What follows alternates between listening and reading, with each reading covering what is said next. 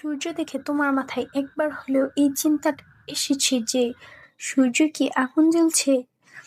তাহলে শোনো, সূর্য গত 4.6 বিলিয়ন বছর ধরে তার কেন্দ্রে অবিরাম নিউক্লিয়াস ফিউশন, সহজ ভাষায় বলতে গেলে পারমাণবিক সংযোজন প্রক্রিয়ার মাধ্যমে জ্বলছে।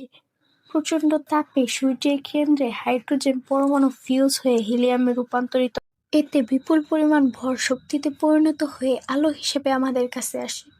সূর্যের বর্তমান বয়স ধারণা করা হয় 460 কোটি বছর। এখন প্রশ্ন হলো, এত কোটি বছর ধরেও সূর্য অনবরত কি করে জ্বলছে? সূর্যের প্রায় 3/4 ভাগই হাইড্রোজেন, যা প্রতি সেকেন্ডে 600 মিলিয়ন টন করে হিলিয়ামে রূপান্তরিত হচ্ছে। আর এটাই সূর্যের মূল শক্তির উৎস।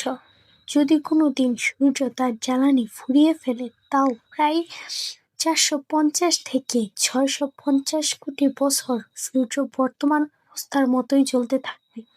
পরবর্তীতে এটি লাল বর্ণ ধারণ করবে ও পৃথিবীকে গ্রাস করবে। সর্বশেষে সংকুচিত হয়ে একটি শ্বেত নক্ষত্রে পরিণত হবে, বা বলতে পারো সূর্য মারা যাবে।